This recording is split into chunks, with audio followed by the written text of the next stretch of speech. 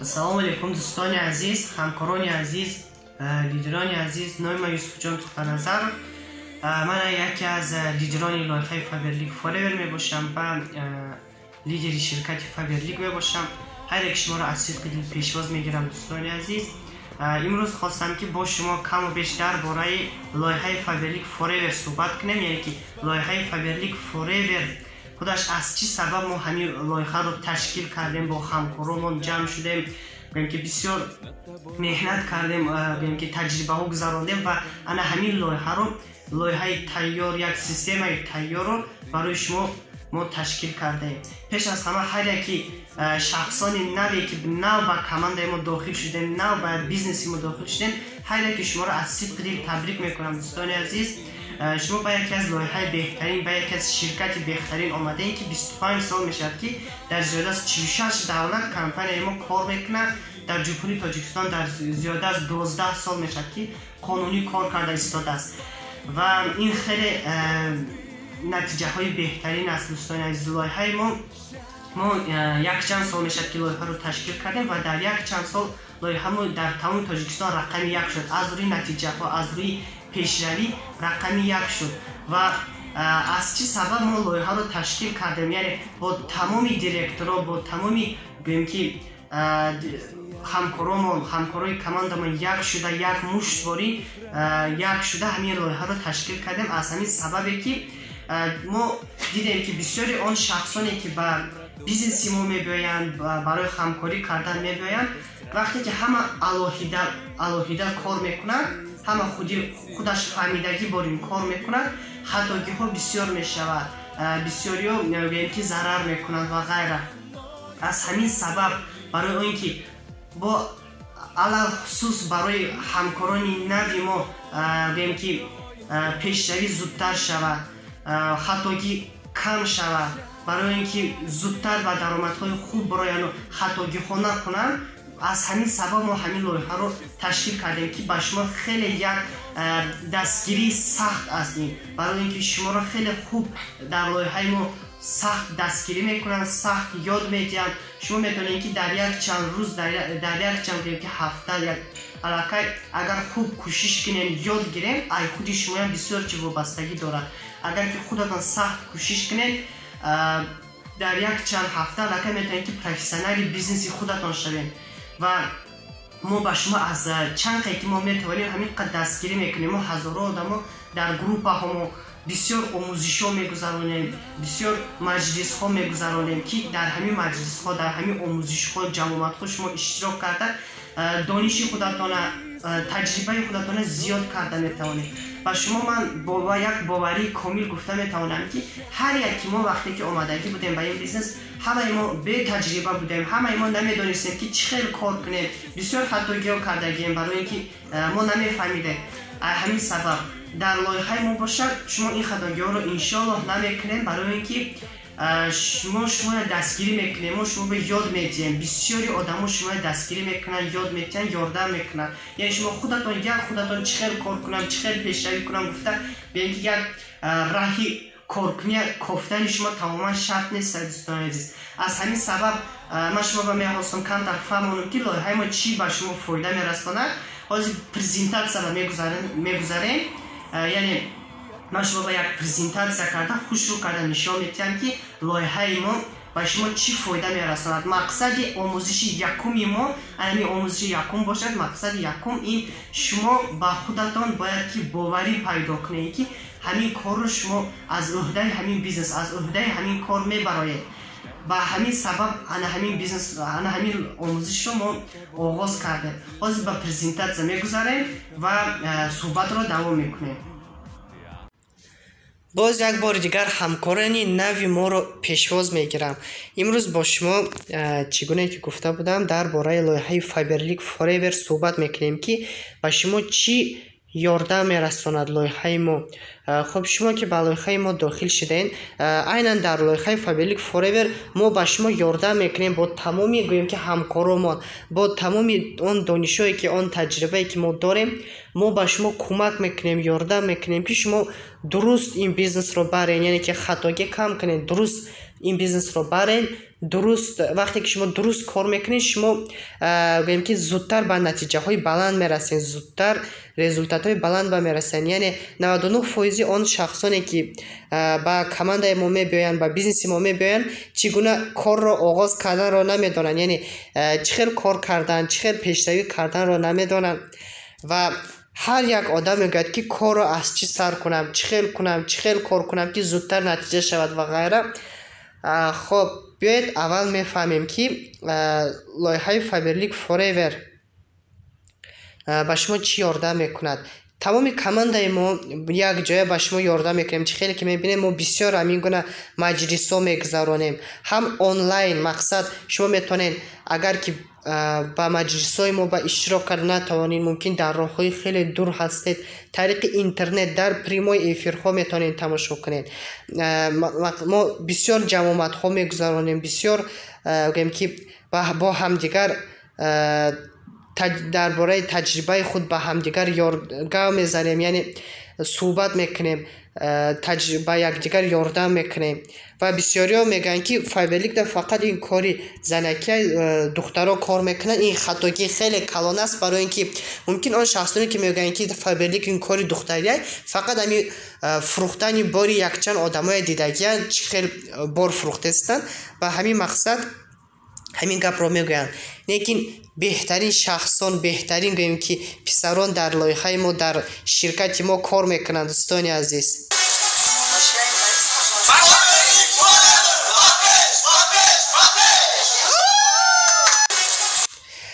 میگا استارت، ابوچین میگا استارت یکی از بهترین آموزش ما که در اینجا شما به حد تجربه خوب میگیرین و به حد پیشروی خیلی خوب میکنین. آموزش میگا استارت رو ما یک جای با کماندم با توپ لیدران لایحه ما همین آموزش رو پیش میبرن و وقتی که شما در این آموزش شما میتونین که از نول سر کرده بیزنس رو در یک چند گویم که هفته لکه پروفسیونالی بیزنس خود پروفسیونالی کاری خود شوین. دوستان عزیز و بیاید کمتر ویدیو درباره همین آموزش تماشا میکنیم. سلام علیکم دوستان عزیز، امروز کورسی آموزشی میگا استارت با فایبرلیک فوریور گروهی بومشان نیست اویسا به انجام رسونده شدیم و بیاید از شاگردان بپرسیم که آموزشی که امروز برای آنها گذراندیم معقول شد یا اینکه نه. دوستان عزیز، با شما آموزشی امروز پسند آمد؟ فایبرلیک فوریور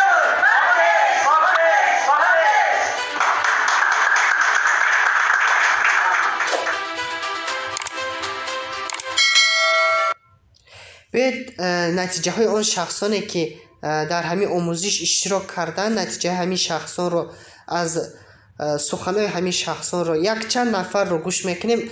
شخصان خیلی زیاد است، آن شخصانی که آموزشی ما رو گذاشتگیان و با ما یک جای همین بیزنس رو پیش برده، یک جای با ما کار کرده ایستادن. اما برای اینکه ویدیو بسیار شده نرود، وقتی ویدیو بسیار شده نرود شما زودتر آموزش ها رو گذارین. ما یک چند شخصا رو التماس کردیم که ویدیو گیریم و به شما نشان دهیم. السلام علیکم گروهی از همه بهترین ها، من شرف و دلارام.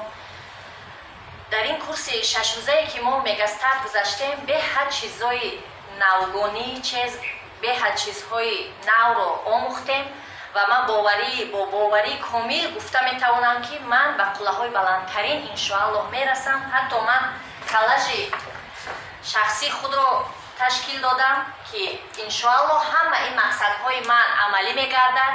بیایید همه کسا به میگا استارت اشتراک کنید، به قله‌های بلند میرسید انشاءالله. سلام علیکم، من یاسومه. امروز ما کورس 6 روزه میگا استارت رو به انجام رسانیدیم. کورس بهترین گذشت از کورس‌های گذشته بهتر و خوبتر بود و مینداری خود را به بکر و فیروز میرسانم که بهترین استادان بودن و همه شما نیز توصیه دادنیم که به این کورس بیایید، تماما پشیمان نمیشوید. انشاءالله که زندگیتون را عوض میکنه و درآمدهای کلان نایل میشوید. السلام علیکم، من عزیزه در کورس 6 روزه میگا استارت اشتراک کردم. بسیار چیزا را آموختم، بسیار چیزا را یاد گرفتم. شما هم میتونید بیاین اشتراک کنید، پشیمان نمیشوید. سلام، من شکر توان یک از اشتراکچیان مگاستار میباشم. من از این درس خیلی چیزها رو یاد گرفتم و من به دیگران نیز توصیه میدیم که اومده این کورس رو گذارن. من بیناداری خود رو به اکای ابوبکر، به اکای الشیر و اکای فیروز میرسونم تا بلیت فوریور و پیش. السلام علیکم به همه انسان هایی که مرا شنیده استند و دیده استند. ما گروه دهمی مگاستار دا اشتراک کردیم. گروه آموزشی دا به نهایت مقبول شد. ما دا همه چیزهای حیات حتی یاد گرفتم. میخوام شما هم بیاین یاد بگیریم و مثل من اگر بخواهین در بیزنس هم پیشروی کنید. چگونه که میبینید دوستان عزیز، بهترین آموزش ها رو ما برای همکارای نوی خود میگذرانیم و آنها زود در وقت کوتاه پیشروی میکنند و پروفسیونالی کار خود میشوند. در اینجا باشد نستونیکای بهترین ما اپای فرانگیز جان جعفر و فرانگیز و اکای الشیر در مسکو الکای در ترکیه در شهر انتالیا هستند که آنها را شرکت تبریک کرده ایستاده است با گویم که مکافات پولی های بلندترین. چگونه که میبینید بهترین شخص ها هستند که با ما سخت کمک میکنند و من گفتنی هستم که شرکت و لایحه فابرلیک فوریور هر یک اون گویم که غلبه هایی که هر یک اون بردباری هایی که شما در این بیزنس میکنید سخت گویم که شما رو دستگیری میکند، شما رو تبریک میکند. چگونه که میبینید در اینجا کمانده ما رو تبریک کرده ایستادند. امیر نماز زده مخبره سنگین و توجیخو توش و تخمینه امیر. چگونه که میبینید یعنی که ما همین طور با یکدیگر یاردم میکنیم، کمک میکنیم و کمپین ما رو هم نیز همین خیلی دستگیری میکند و همین خیلی گویم با ما یاردم میکند. چگونه که میبینید بسیار خیلی بسیار ما جمع آمده میگذاریم که بسیاری هر یک آن شخصانی که بردباری خود در بیزنس کرده ایستاده است همین خیلی ما تبریکات های که در سطح بلند رو میگذاریم و گفتنی هستم که شما با یکی از لایحه بهترین، با یکی از شرکت بهترین آمده این که علاقه چندین سالها در بازار جهان کار کرده ایستاده است و انشالله شما علاقه با لایحه ما داخل شدگی هستید. علاقه انشالله یک جای همین بیزنس رو پیش میبریم، یک جای با خوشی بلند شما با گویم که خوشی یک سخت شما لازم است با این بیزنس که پیشروی کنین. اگر که شما خوشی بلند داشته باشین، یک گویم که موتیواسیون سخت داشته باشین، یک جای همین بیزنس رو پیش میبریم و از خودم گفتنی هستم که به هر یکی شما بردباری های بلندترین، به هر یکی شما پیشروی ها، به هر یکی شما ستاتس های بلندترین، عنوان های بلندترین شرکت فابریک رو آرزومندم که به هر یک آرزوی بهترین خود با شرکت ما، با لایحه ما، با ما یک جای برسین. سلامت باشین تا دفعه دیگر، تا آموزش های دیگر. دوستان عزیز آموزش ها رو خوب گذارین، خوب از خود کنین، در پرکتیک استفاده برین برای اینکه زودتر به نتیجه های بلند برسین. سلامت و سربلند باشین.